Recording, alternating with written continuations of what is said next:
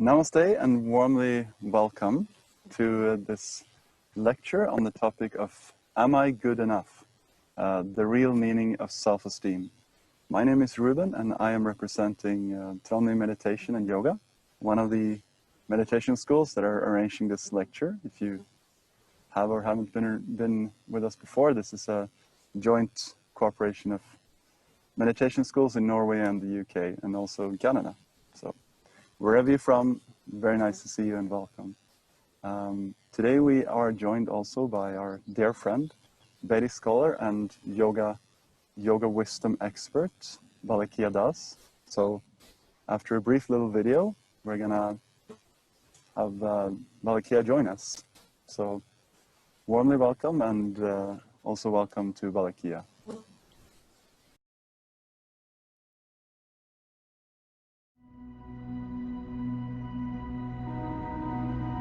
Hi, my name is Balakhilya, and I'm a happy man. I've always been a happy man. But before, I was a happy man because of my ideal material situation. I was healthy, living on a remote Hawaiian island, surfing the best waves, no job, no obligations, free. But I wanted more, a deeper inner satisfaction, and I knew it could only come from a spiritual source. I started practicing yoga asanas, meditating, eating a vegetarian diet, studying yoga philosophies, and so on. Then one day I met my spiritual master, Siddhaswarupananda Paramahamsa, and under his expert guidance, I entered the world of Bhakti Yoga. From that time, my desire for inner peace and happiness has been increasingly fulfilled, and the smile of internal happiness has continued to grow.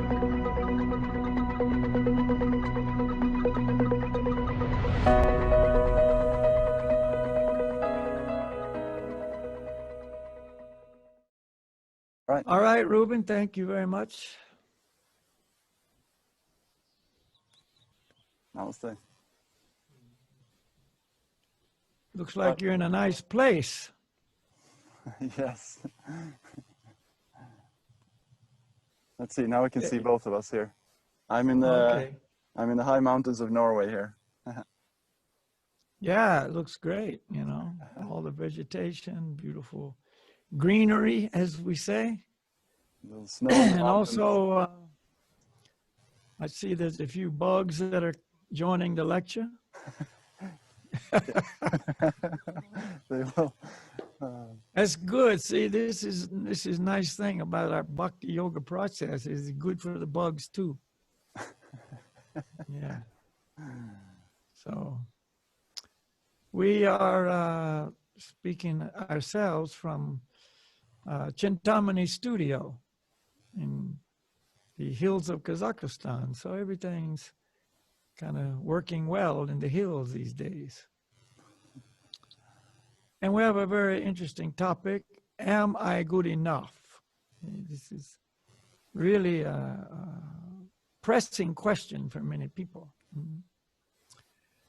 So I've learned the answer to this question from my spiritual masters, to which I offer my respects and obeisances now, Siddhaswarupananda Paramahamsa and Srila Bhaktivedanta Swami.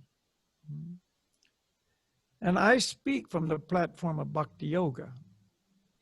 In Bhakti Yoga, one of the main activities is meditation, and the meditation that we do is mantra meditation. Mantras are very unique. They're transcendental sounds, spiritual sounds that originate in the spiritual world and descend into the material world. And because they come from the spiritual realm, they bring with them great spiritual power. Therefore, when we come in contact with this transcendental sound, automatically we receive great spiritual benefit. So, this is the easiest of all meditations and at the same time the most effective. So, the mantra for this meditation is the mantra Gauranga. And we divide Gauranga into 4 syllables: Go, Ra, Ang, Ga. The process is a deep breathing process. We refer to it often as Gauranga breathing meditation. First, we inhale through the nose slowly and gently, but also very deeply. We take the air all the way down to the lower abdomen. And as we inhale silently in the mind, we chant Go, Ra, Ang, Ga. When we chant in the mind, we want to chant very softly and gently. Gradually, the body fills with air, and then we begin to exhale. And then out loud, we chant Go, Ra, Ang, Ga. And then we repeat. Inhale through the nose, Gauranga in the mind. Exhale, Gauranga out loud. Before we begin the meditation, we want to relax, especially the face, the neck, the shoulders, the chest, and the mind. Don't forget to relax the mind. To help us relax, we take in a big breath and then let it back out through the nose. With the outgoing breath, let your anxiety, tensions, frustrations go away with the breath. While we do the meditation, we want to listen closely to the sound and also put our minds on the sound. In other words, meditate on the sound. So I want everybody at home to get comfortable. Whether you're sitting on the floor, on a chair, on a sofa, doesn't matter. Just get comfortable. Eliminate as much distraction as you can. Now, once you've learned the mantra, I suggest you close your eyes because this prevents distraction and helps us to relax more deeply. When we finish the meditation, just sit quietly for a few moments, eyes remaining closed, and feel the effect. All right, let us begin. Just follow my guidance. Everybody take a big breath, let it out, and relax.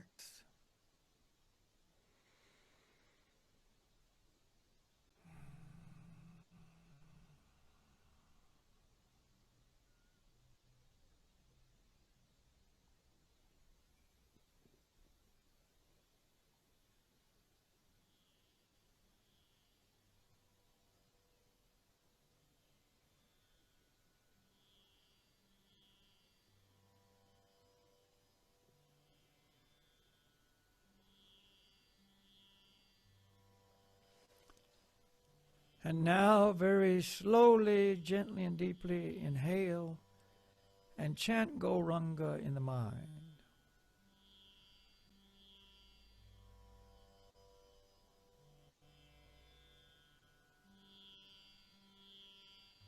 Gauranga.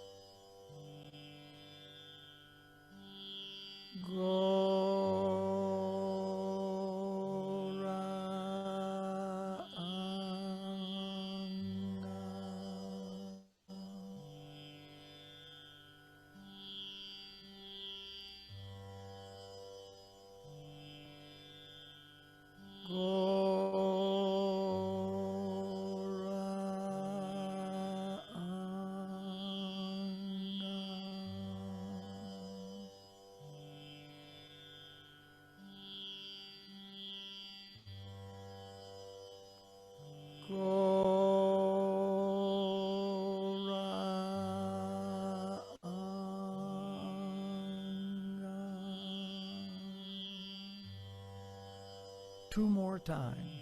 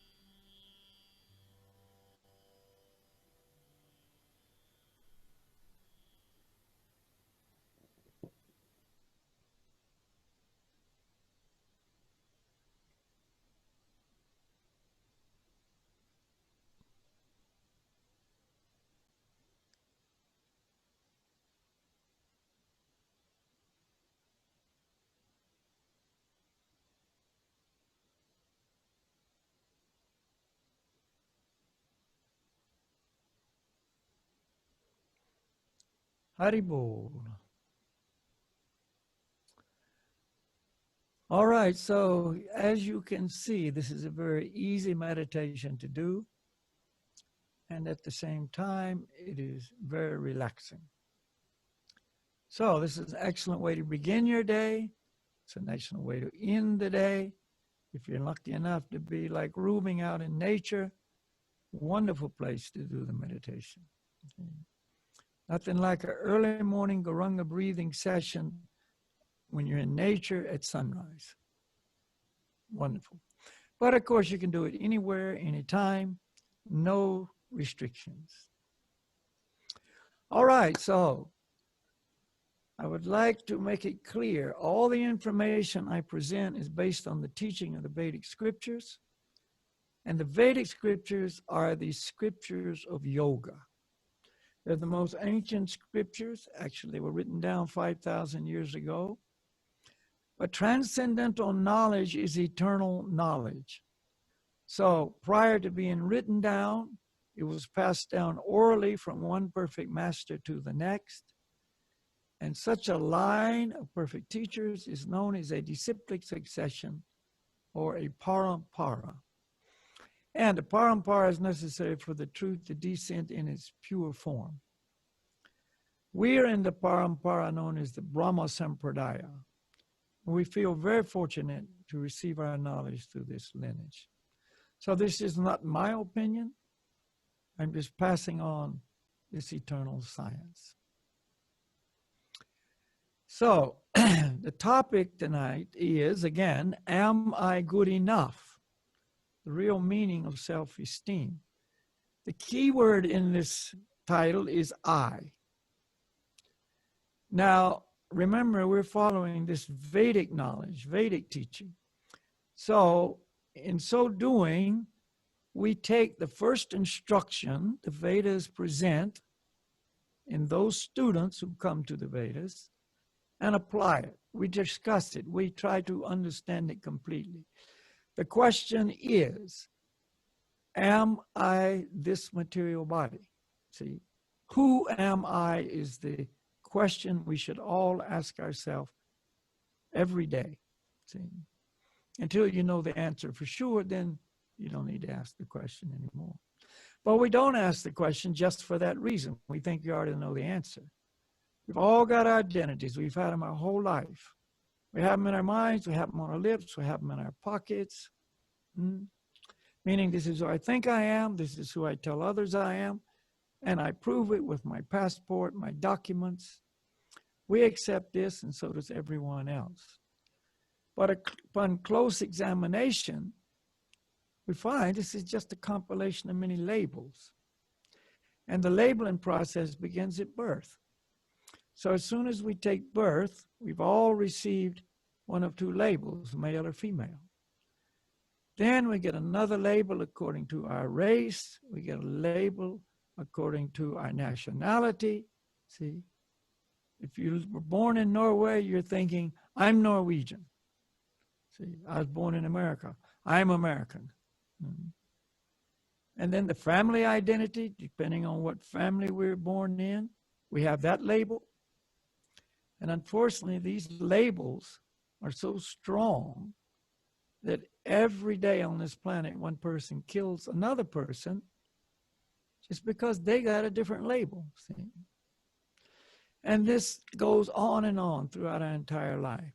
See, again, at birth, we're known as babies, then kids, we start school, we become students. After a few more years, we're adults. See, then we take up some profession in life. We're known as doctors, lawyers, secretaries, nurses. When we get married, immediately we're a husband or a wife. We have a child. Now we're parents, fathers, mothers. A few more years roll by, grandfathers, grandmothers. And actually, this is how we see ourselves. This is me. This is who I am. We believe that completely. And this continues on and on until we finally get the last label, dead. See?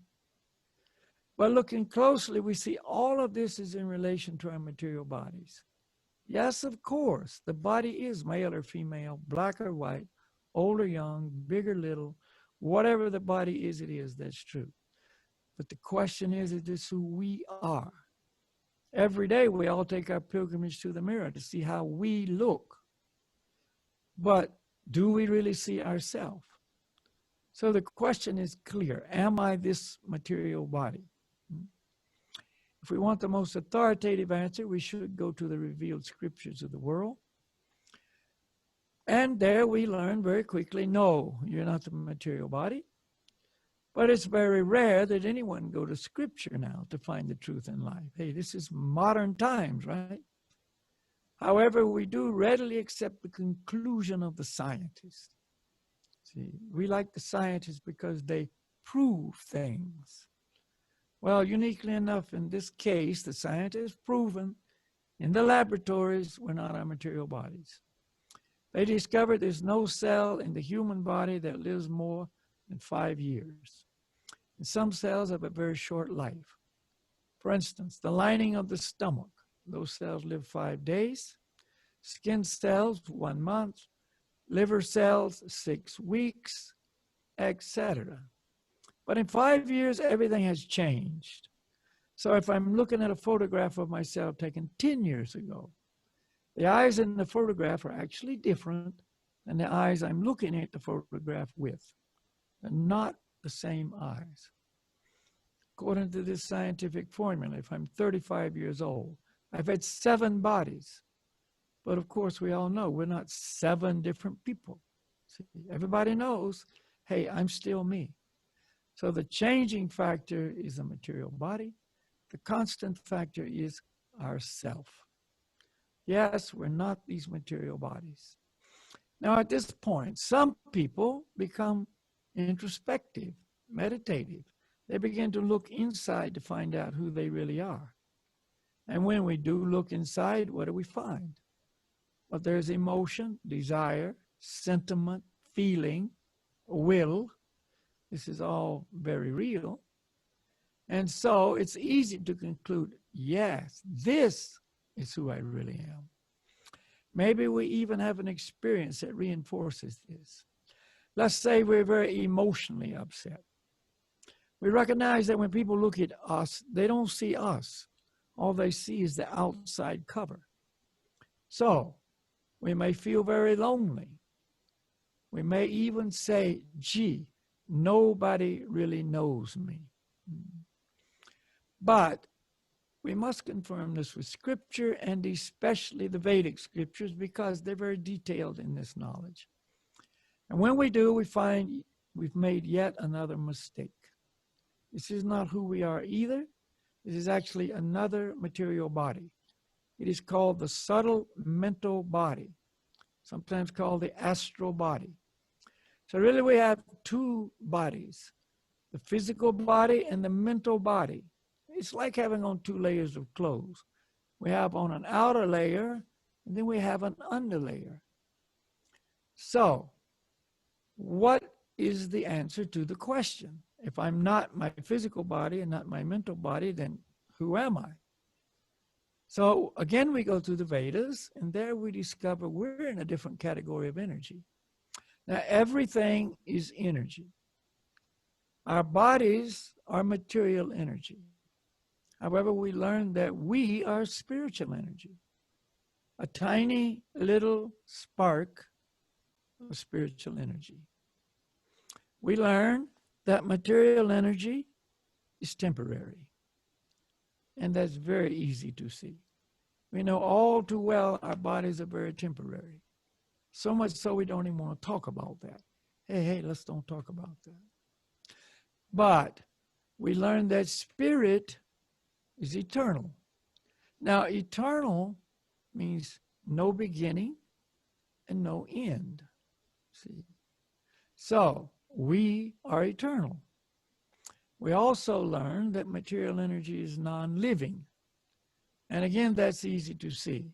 This microphone here, there is no life. However, we learn that spirit is life itself. There is no such thing as live matter. There is no such thing as dead spirit. We are the life force in the body. As long as we're present in the body is called alive. But actually, this is not true. The body is dead.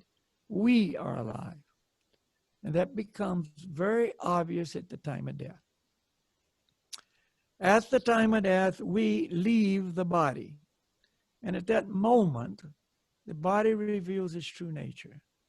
It can't even sit in a chair. It falls on the floor. Yes, we are the life force in the body.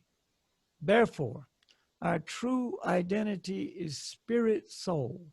Spirit meaning that we are spiritual in essence, and soul meaning the individual spiritual spark that we eternally are. We never become someone else, and we never cease to exist. Now, for some people, this is very depressing news. What? I'll always be me? Gee, I thought it was going to be over soon. Sorry, it's never over. However, when we learn the truth in life, this becomes very wonderful news. So once again, we are spirit soul. We further learn we're a part and parcel of the supreme soul. There is a supreme soul from which we all come. We are known as the Atma, and the supreme soul is the Paramatma. Now, understanding this truth, we can begin to discuss our topic tonight. We can begin to discuss any topic in relation to life itself. We can begin to discuss life. Like, that's a big mystery. It's the biggest mystery. What is life? People are trying to put their finger on it. The scientists have been looking at this question for unlimited time, right? What is life? And they can't really determine what it is. And that comes with a lot of other questions too, like, where did it come from? And of course, they create some philosophy, some theory based on speculation completely, that it came from matter. Incorrect. And the really big one that we have to deal with personally, see, maybe you're not so concerned where life come from or whatever, but this is a real personal one that we really have to deal with, like it or not. What is its purpose? What is life for? And there's the confusing part. We're told it's for enjoying. We're told it's for success. We're told it's to be happy, to become somebody, see, to become successful in life, see, to gain some title, some recognition, to feel good about yourself because of what you've accomplished. But, you know, people have been doing this forever. And it just doesn't satisfy us. It doesn't work. And the real reason is because I'm not the body. See, we have a false identity. This is the main problem. We have a false identity. Our identity, as I've just described, is based on our bodies. And therefore, we go through our whole life in this false illusion. I'm the body. But I'm not the body, see? So let's now look closely at our question, am I good enough? The real meaning of self-esteem. Self-esteem means I am somebody. I feel good about myself. But there's always that question, isn't it? Am I good enough? Good enough for what? See? What are we trying to be good enough for? For other people, mainly, and also good enough for my own expectations of myself. Am I good enough that people will like me? See? And so that means, do I look good enough? When you're really a young kid, you know, you don't care what you look like, right? Not so much. But as you come to teenage, then it becomes more and more an important issue. And that whole time period is being fast forwarded more and more. So now people in very young bodies have become very body conscious. See, what do I look like? They stand in front of the mirror long periods of time. I don't like myself. I hate myself. I'm ugly, see. my face is not how I want it to be. You know, my bodily development is not going as I hoped it would. See, I'm not pretty. I'm not handsome. You know, and so therefore we have big issues of depression, of feeling unworthy. I'm not worthy of other people's respect. You see, nobody's going to like me. You know, and then becomes, the question is, am I going to be asked to go to parties? Am I going to be asked to go out on dates? Am I going to be asked to be with friends? Do they want to be with me? Do they feel good about being seen with me? Big self, imposed, what? Insecurity. I don't feel secure. I walk into a crowd and I'm always self-conscious. Uh-oh, what are people thinking about me? You know, I try to buy the right clothes. I try to wear the right jewelry. Maybe I try, if I'm in a male body, to work out more, and even the female bodies now work out more so I can develop muscles. Maybe I can try to be successful in some sport, see, so I can be seen as a great sportsman. And on the issues go, see. But no matter what, I'm usually not satisfied. I could be better. I could be more beautiful. I could be a better athlete. I could be a better student. But now it's come kind of cool not to be a good student, because that's for square people. You know, be a not good student. You know, you don't need that stuff. That's the other side of the same coin. You see, be the best or be the worst. Because it's still me. I am the worst student. You see, the other guy's on the other side of the coin. I am the best student. But it's I am number one. This is the thing. I'm trying to be number one. And so it's a very depressing way to live, you know. And I'm trying to find happiness in being number one. Even the people who actually have some status as number one, maybe they're the top athlete on the team, you know, and everybody likes them. Their name is in the headlines, you know, in the sports column. Oh, he scored so many goals, you know, or he won the race or whatever, you see. And so they have that esteem, so to speak, but they're still not happy, you know. They're still thinking, oh, but, you know, how long is it going to last? And is somebody become better than I am? You know, there's always the anxiety of losing the number one position. And of course, every number one person does lose that position sooner or later, you know. In the music world, it's the same thing, you know. Oh, I need to have a number one hit. I need to be recognized. So finally you work your way up to the top and your record is number one, you know, and you're on all these shows and interviews and you've got, you know, so many fans and whatever, you see. But how long does that last? Because who's number one today, you know, a few weeks or months down the line, they're going down the chart. First, they had to work their way up, and now they're working their way down, but they're not working their way down voluntarily. They're being put down, you see. And that's just the way it is. So it's such a roller coaster life. And some people never get any of these higher levels of recognition. They're always low, and they feel exactly like that. I'm a nobody, you know. And that's one reason why the internet and the social media has become so attractive, because you can play all kind of games on the social media networks and make people think you're completely different than you really are. You know, you can get in front of the camera and do all kinds of things. It's not even anything to do with your reality, see?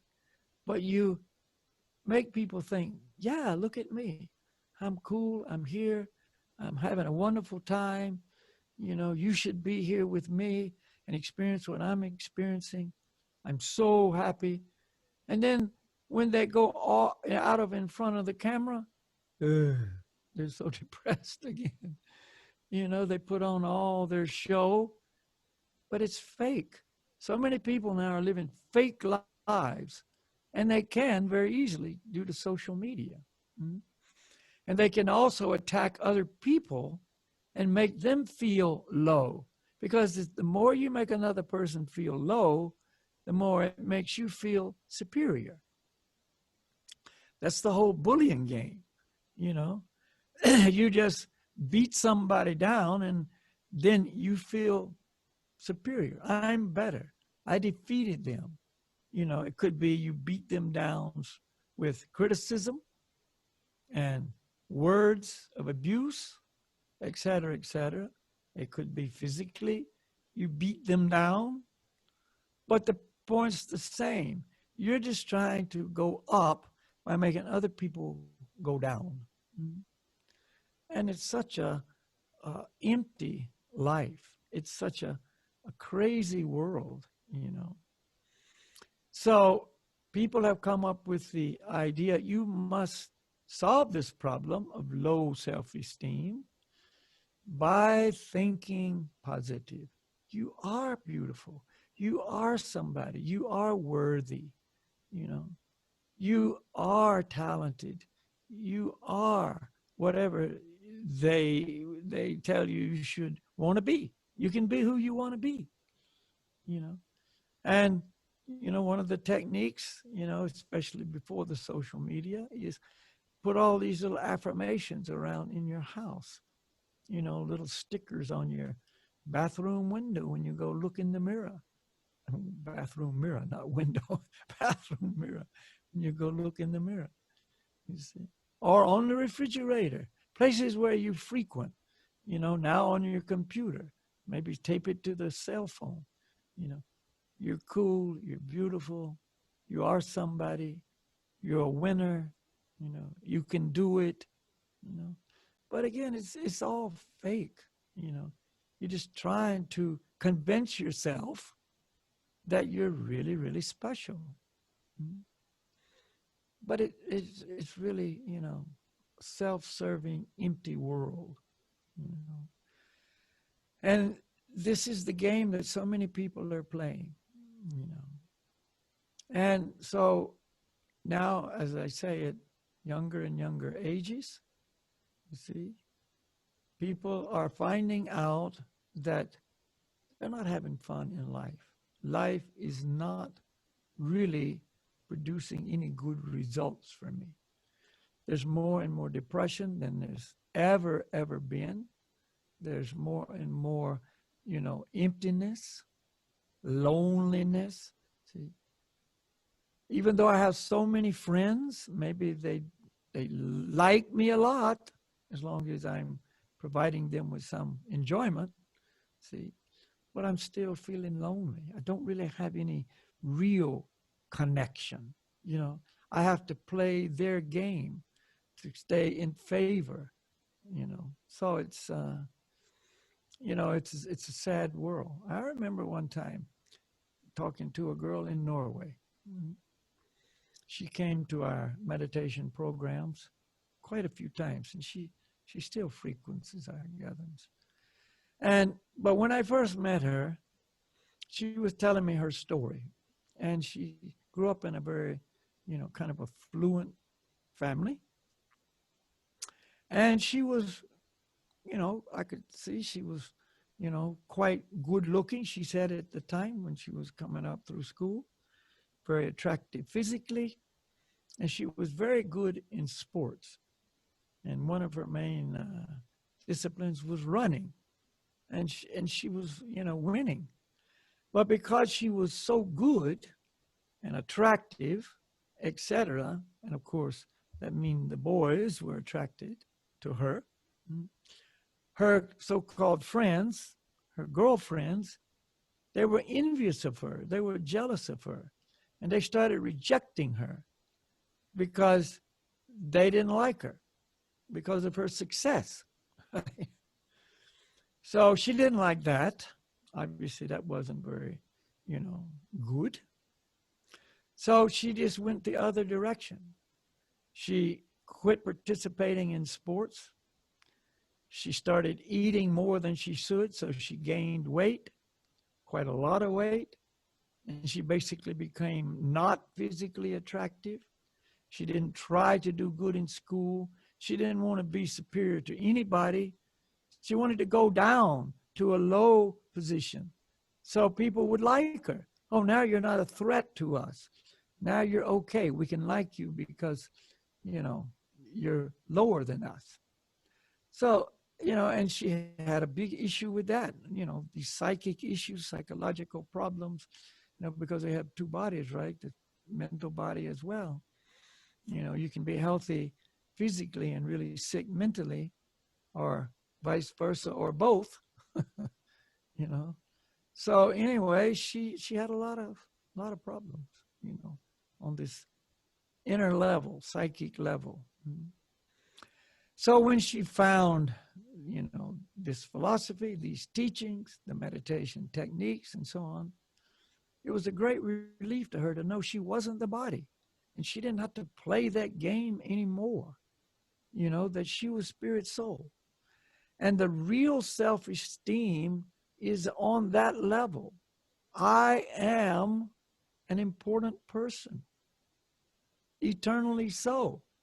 See, all spirit souls are equal, and they're all very, very dear to the Supreme Soul.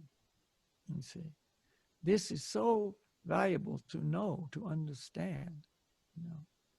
If we play this other game, we're on this other dimension of success. We can do crazy, crazy things to try to achieve it. Everybody's heard of the famous Beatle, John Lennon. And so, he was shot and killed by a 25-year-old guy. And this guy lived in Georgia, the state of Georgia in America.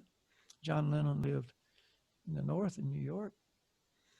And so he was a nobody. He was one of those losers. He had a wife and might have had a kid, I don't remember. But he just didn't have any life, so to speak. He had no reason to be happy about anything. But he thought, if I did something that everyone knew about, they would recognize me. And then I would be known. Nobody knows me now, but I would become well known, famous, so to speak. So he came up with this idea of killing John Lennon. Crazy way to achieve it, but this is his perversion. This is his demented scheme. So anyway, he told his wife he had to go to New York on some kind of business trip. He goes there, and he somehow found out where John Lennon lived, and he basically just staked out his apartment and watched it. When he come out of the apartment, when he returned, he got his daily pattern of movements, and he goes back to Georgia. And after some weeks, he told his wife again, okay, I got to go back to New York, and again. And so he went, and this time was on a whole nother agenda. He went there to do what he set out to do in the beginning. So he had his gun, he was all prepared. John Lennon came out of his apartment, and he shot him, just so he could become famous. Can you imagine? And he did. Of course, nobody knows his name now. But there for a few moments, his name, pictures on the headlines of all the papers. This was before social media, of course. Headlines on all the papers. And, he became famous in such a perverted way. You see, of course, he'll have to suffer the karma for that for a long time. But nonetheless, this is the desperate position he had fallen into. Mentally feeling, I have to be somebody, I'm nobody now. Low self-esteem. Whereas the truth is, we're eternally very, very, very important people. and not important people on the temporary material scale where all the great people disappear. All the past, successful, great, well-known people have gone. The richest man at his time, he's gone. Or such and such a president, or such and such an athlete, or whatever. And very few people even remember those people at all. Can't even remember who they were. Maybe never even knew who they were. It doesn't make any difference. So it's such a temporary thing at best. Whereas on the spiritual level, our true identity being spirit soul, we are eternally very, very special, very, very valuable, and very, very dear to the Supreme Soul. And this is what counts. It's not what other people think of us, because their opinions are just opinions. And it's so flickering.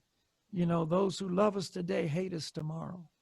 Those who praise us today, completely reject us tomorrow.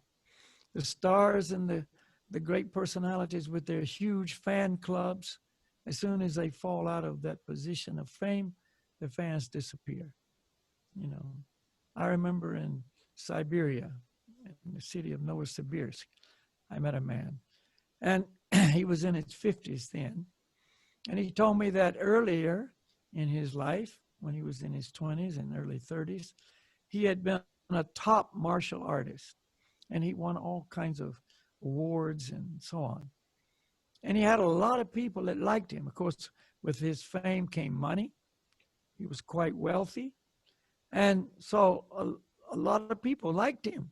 He had a lot of friends. They liked what he had to offer. And then he had an injury, and he could no longer perform. And as soon as he couldn't perform, he just disappeared from, the headlines and the tournaments and so on. And along with his disappearance, his friends disappeared as well. See, and nobody even knew him anymore. They could care less about him. And so, of course, this really damaged him. And when he came again to our programs and he heard about this truth, that's when he started telling me his story and how this was so, uplifting for him to know this truth. And he came and he became quite close to me,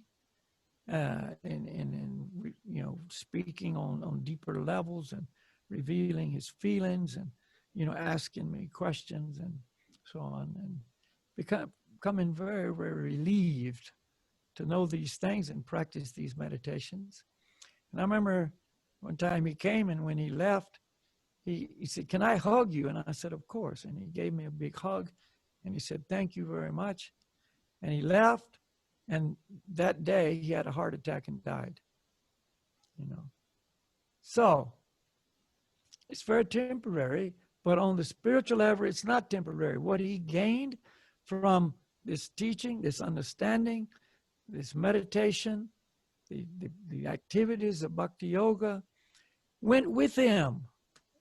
He didn't leave them behind when he left that old broken body behind. See? It went with him and took him either to completion of the journey of life back to the spiritual world, or took him to a very, very advantageous position to continue the journey in his next life, next birth in another body. So what we're talking about here is something that's real. It's not fake. It's not temporary.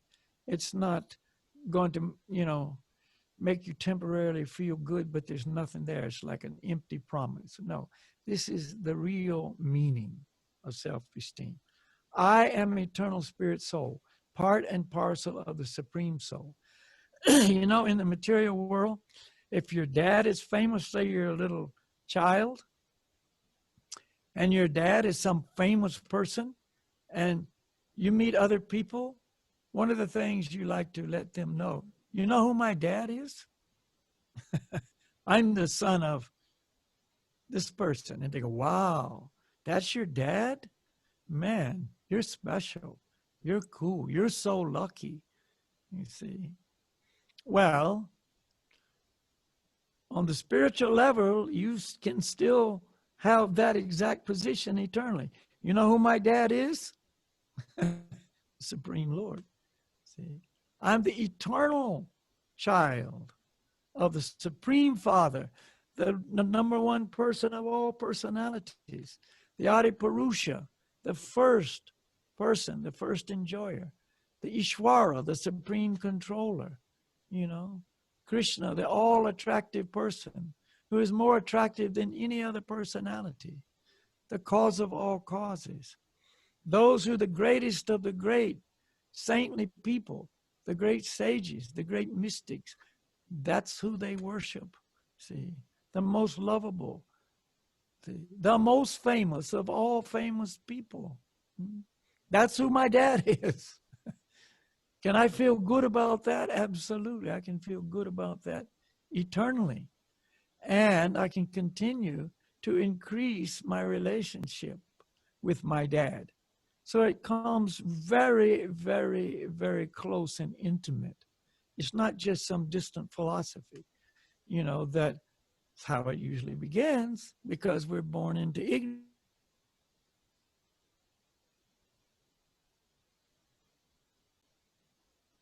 Okay, our internet dropped out. Shows the temporary nature of this world. Even the internet, very temporary, fickle, comes and it goes. See, I was a big guy giving a lecture and then the internet quits and I'm nobody. I just quit. I just ceased to exist for you guys. That's reality, you know. So the idea is still, I am the most special person to the supreme person. See, that's who we should worry about pleasing, not all these people who like us and tomorrow they don't like us. No, the supreme person who loves us. He doesn't like us. He loves us eternally. Mm-hmm. So for the yogi, the true yogi, he's not bothered. He's not plagued with this self-esteem issue. He's eternally on the highest level of self-esteem. But it's a completely different idea of self-esteem, and it comes with a completely different mood or feeling, see, completely different mindset. See? Because in the spiritual world, the highest is the lowest. He feels more and more humble, not more and more proud. See, in the material world, to have good self-esteem, you have to be more and more arrogant, really. Look at me, I'm special, I'm the best, I'm number one, etc., etc. Arrogance is your friend in the material world, see?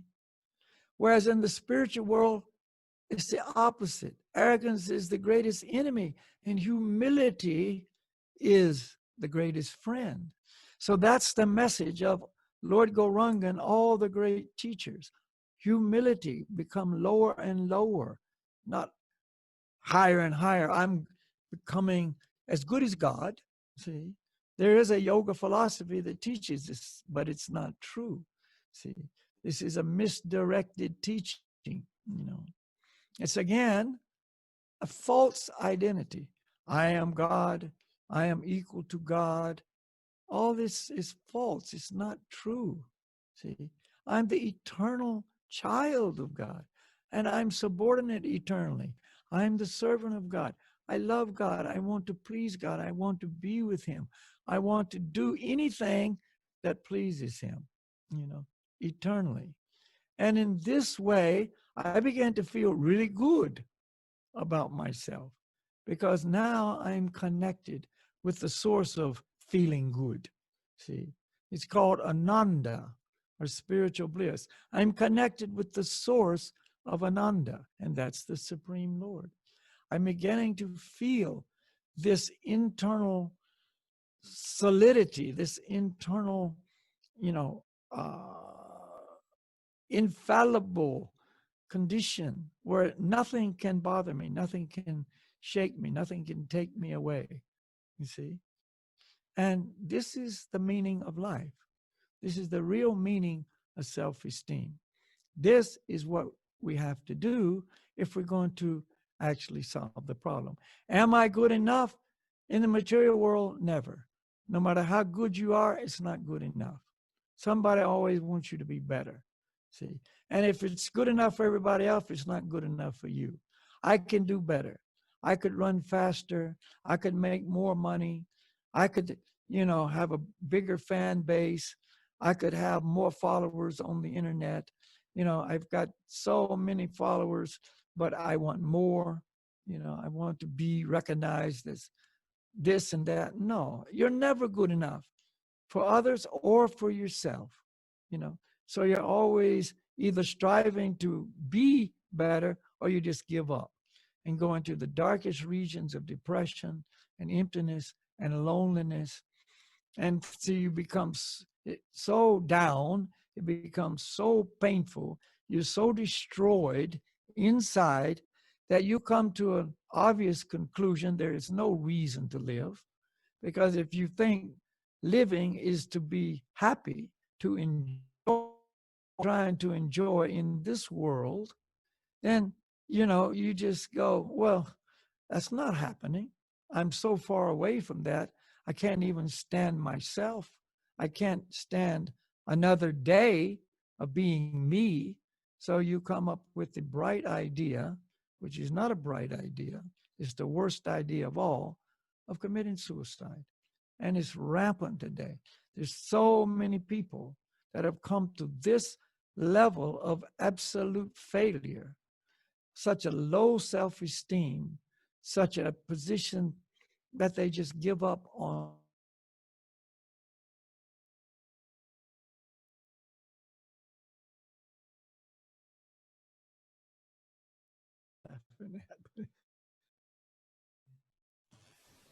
Okay, so I'm back again. Our internet is not being very cooperative right now. But anyway, I think the idea has been made clear. On the spiritual level, I'm eternally very, very special. And that special quality is I become more and more humble because I see the greatness of the Supreme.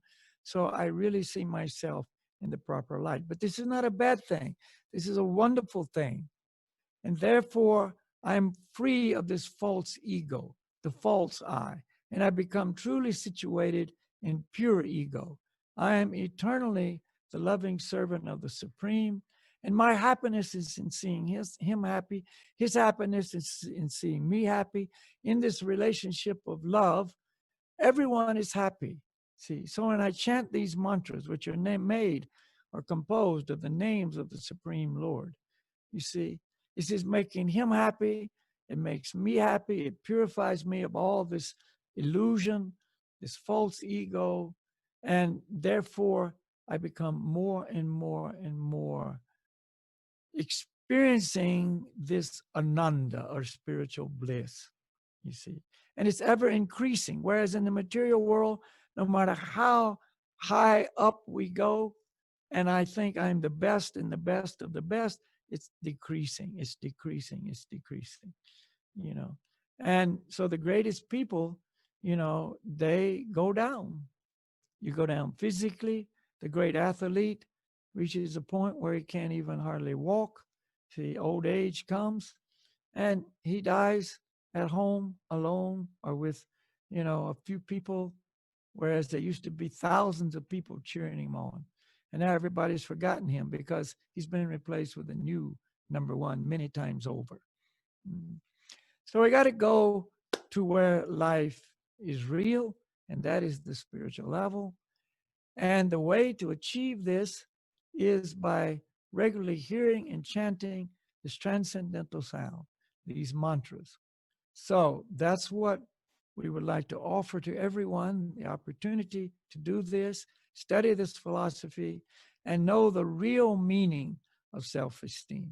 See, and you can become a completely real person and give up this life of false identity, the fake me, the pretending me, the clown who's playing the game, but inside the clown suit, he's crying.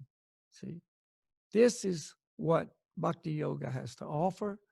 And we're hoping that this has, made it so you're interested in the subject, if just a little bit. See, because it all begins with initial interest. So what we're going to do now is end the program. Our time is up. We're going to end our program with a very easy meditation again. This is mantra meditation, a different technique called Sankirtan, where it'll be with music. I am going to sing the mantras, and everyone out there in the audience will listen. We have a few people here with us that will be responding to what I sing, and then you sing with them. So I sing, you listen, then you sing, and I listen. And you've learned the mantra Gauranga. So we're going to add one more simple mantra to Gauranga, which is the mantra Haribol. So the mantra will be Haribol Gauranga, or Gauranga Haribol, or maybe just simply Gauranga, or simply Haribol. All you have to do is listen, see, and then repeat. Again, try to get comfortable, relaxed, let all your anxieties, your fears, your emptiness, your loneliness, whatever may be going on, let it just be put on the side for now, and just focus on the mantras. That's all. Forget all these other things to the degree that you can. And the more you really tune in to the mantras, the more successful you'll be. Okay. Are you good enough to chant the mantras? Absolutely. Doesn't matter about the quality of your voice. Some people say, well, I'm not good enough because I don't have a good voice. This is not some performance. This is actually just the hearing and chanting of the mantras. See, the material expertise has nothing to do with transcendental sound. Okay, so here we go.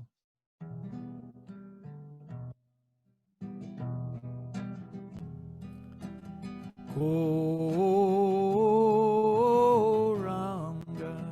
Everybody.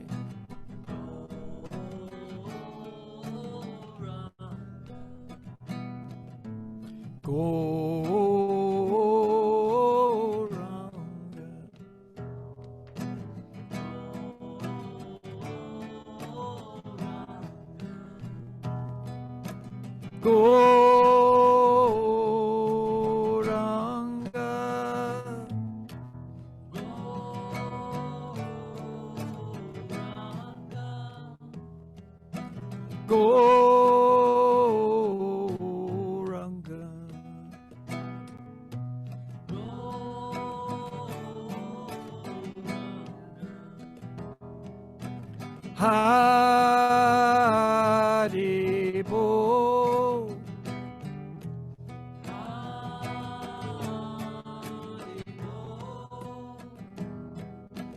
Haribol.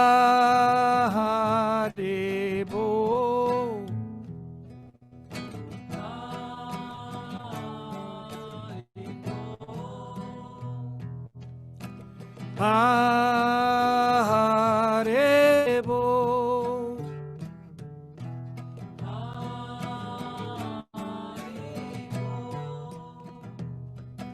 Haribol.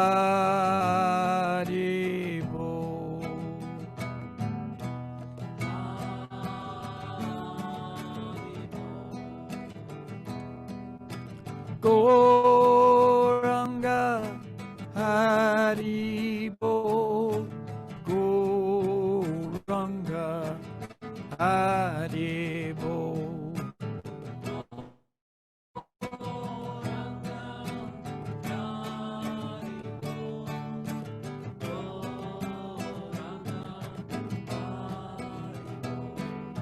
Gauranga Haribol.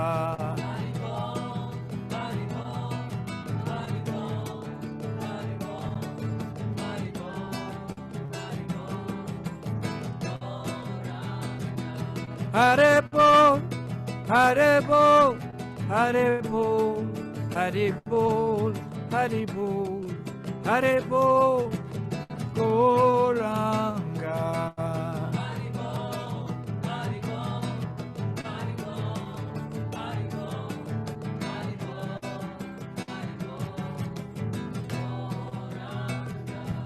Gauranga Haribol, Gauranga Haribol, Gauranga Haribol, Gauranga Haribol,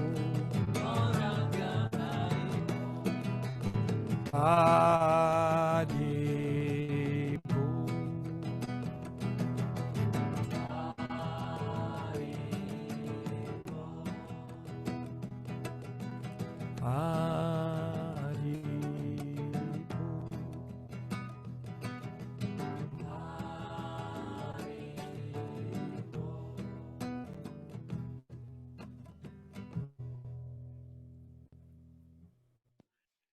Haribol. Okay, so that is Sankirtan. And Sankirtan is congregational chanting of the mantras. So you come together with friends, you come together with family, and chant the mantras. And this is purifying, and it makes it so you can actually begin to enter into the realm of real self-esteem.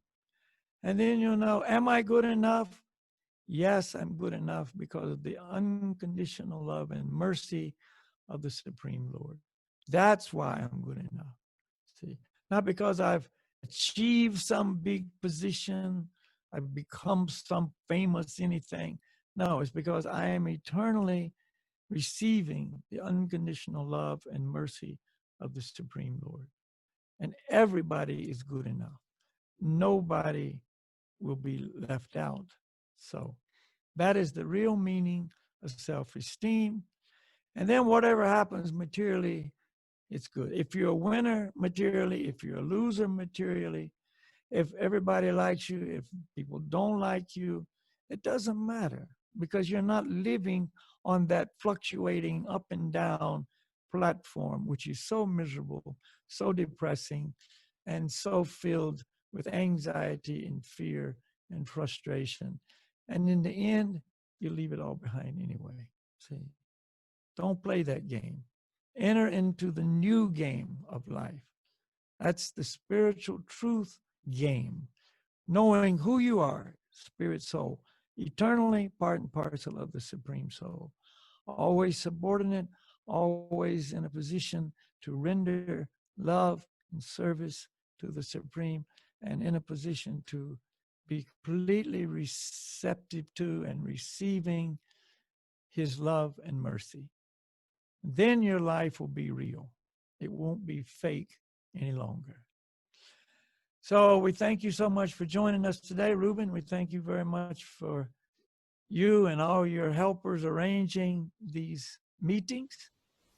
And I hope you have a good time out there in the mountains of Norway. It looks like you are. It's a wonderful place to be right now. And I understand you've got some friends with you. Please tell your friends, Haribol from me.